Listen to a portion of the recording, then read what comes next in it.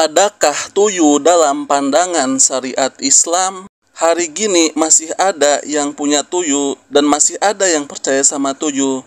Sebagian orang menyangka segala hal yang berbau klinik akan menyusut sejalan dengan perkembangan teknologi. Padahal sejak kapan ada hubungan antara teknologi dengan tahayul dan kesyirikan? Penyakit klinik dan syirik yang dilakukan masyarakat bisa saja muncul tanpa memandang waktu dan tempat. Bahkan bisa jadi lebih canggih daripada klinik masa dahulu.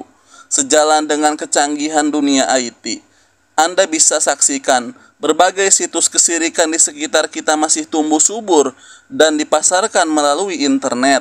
Dan termasuk tanda akhir zaman, kesyirikan yang pernah ada di zaman jahiliyah akan muncul kembali di tengah manusia.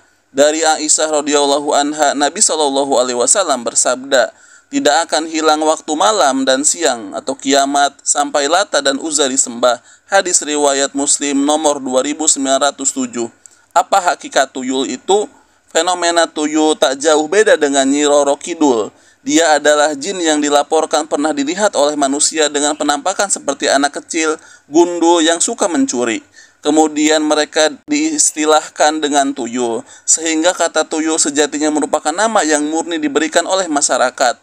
Sebagaimana ada jin yang menjelma seperti sosok berbalut kain mori yang kemudian diistilahkan dengan pocong. Sekaligus kita tekankan di sini bahwa usaha untuk mencari hakikat nama-nama makhluk halus yang tersebar di tempat kita sangat tidak penting, bahkan layak dikatakan sia-sia, 100% buang-buang waktu dan pikiran, karena sedikit pun kita tidak akan mendapatkan manfaat dari informasi tersebut. Anda yang memahami asal-usul Nyi Roro Kidul atau kuntilanak dan semacamnya sama sekali tidak akan membuat Anda jadi kaya atau tambah rajin ibadah. Kita cukup meyakini bahwa itu jin yang menjelma menjadi bentuk lain dan kebetulan bisa diindra oleh manusia. Bagaimana mekanisme tuyul mencuri? Seperti layaknya jin, sosok yang disebut tuyul juga bisa memindahkan barang. Hanya saja antara satu jin dengan jin yang lainnya berbeda kemampuannya. Sebagaimana layaknya manusia, ada jin yang bisa memindahkan barang berat. Sebagaimana ada manusia yang bisa angkat berat, jin juga bisa mencuri sebagaimana manusia juga bisa mencuri. Kasus jin yang mencuri ini tidak hanya muncul di masyarakat Jawa saat ini.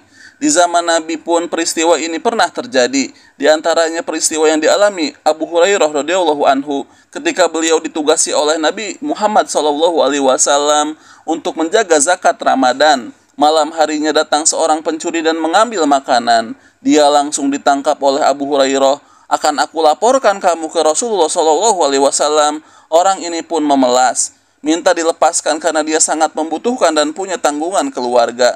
Dilepaskanlah pencuri ini. Siang harinya Nabi SAW bertanya kepada Abu Hurairah tentang kejadian semalam. Setelah diberi laporan, Nabi SAW bersabda, "Dia dusta, dia akan kembali lagi." Benar, di malam kedua dia datang lagi, ditangkap lagi oleh Abu Hurairah radhiyallahu anhu dan memelas, kemudian beliau lepas. Malam ketiga dia juga datang lagi. Kali ini tidak ada ampun. Orang ini pun minta dilepaskan. "Lepaskan aku, nanti aku ajari bacaan yang bermanfaat untukmu." Kemudian dia mengajarkan bacaan ayat kursi sebelum tidur. Di pagi harinya kejadian ini dilaporkan kepada Nabi Muhammad SAW. Kemudian beliau bersabda, "Kali ini dia benar meskipun aslinya dia adalah seorang pendusta." Hadis riwayat Bukhari nomor 2311. Yang ditangkap oleh Abu Hurairah waktu itu adalah jin yang menjelma menjadi bentuk lain. Ketika menjelaskan hadis ini, Al-Hafiz Ibnu Hajar mengatakan, jin terkadang menjelma dengan berbagai bentuk sehingga memungkinkan bagi manusia untuk melihatnya. Fathul Bari jilid keempat, halaman 489. Apakah ada yang menyuruh ketika tuyul mencuri uang? Bisa jadi ada yang nyuruh, bisa juga karena si jin iseng sendiri, atau kadang karena memang mereka butuh makanan seperti dalam hadis Abu Hurairah di atas. Kasus orang yang merawat tuyul juga pernah terjadi di masa silam. Syekhul Islam Ibnu Taimiyah pernah menyebutkan tentang Al-Hallaj, tokoh sufi yang mengaku telah menyatu dengan Tuhannya. Al-Hallaj memiliki atribut khusus, terkadang setan membantunya. Suatu ketika dia bersama pengikutnya di Bukit Abu Kubais, kemudian pengikutnya minta manisan. Kemudian Al-Hallaj pergi ke tempat tertentu yang tidak jauh dari markasnya. Lalu dia kembali dengan membawa sepiring manisan. Masyarakat pun mencari tahu kejadian.